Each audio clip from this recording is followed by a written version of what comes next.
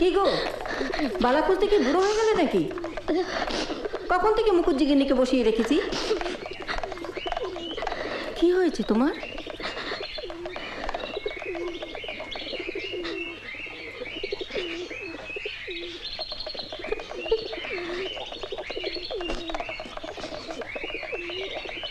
কি হয়েছে আমায় বলো। কিছু হয়নি মা।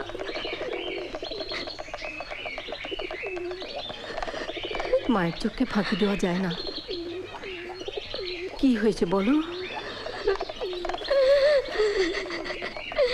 দোহাই মা, আপনি আমায় মারুন, কাটুন, আমি কিছু জিজ্ঞেস করবেন না, আমি কিছু বলতে পারবো না।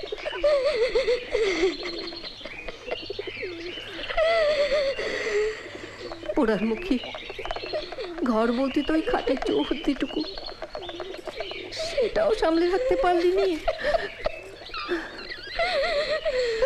পিসমা, কালীঘাটের প্রসাদ এনেছি, একটু মুখে দিন। কি হয়েছে বালি, কাঁদছিস কেন? আমায় মাফ করিস বালি, মা বালা জোড়া দেখতে চেয়েছিলেন, তাই তোর গয়নার বাক্সটা খুলেছিলাম, আমার কোনো দোষ নেই রে।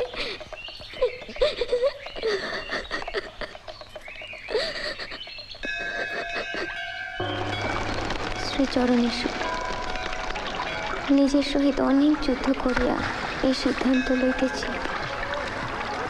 বিশ্বাস করুন, ইয়াতে আমার সহায় আমার ঈশ্বর ছাড়া আর কেহ নয়। আমি অশিক্ষিতা, ইংরাজি জানি না, গৃহকর্মে তেমন পারদর্শী নই।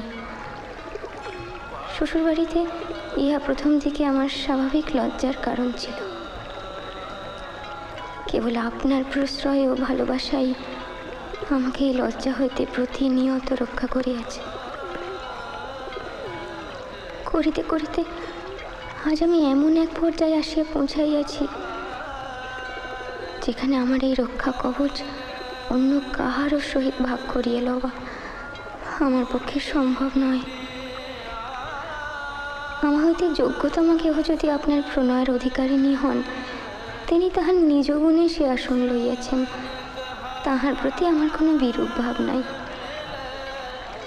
আমার সকল অলঙ্কার আপনারই মনোরঞ্জনের জন্য, অতএব আপনি বিনা সেই অলঙ্কার আমার কাছে সম্পূর্ণ মূল্যহীন।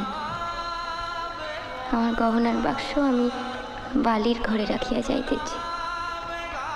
তাহার যত্ন এবং মমতার প্রতি আমার অগাধ আস্থা আছে।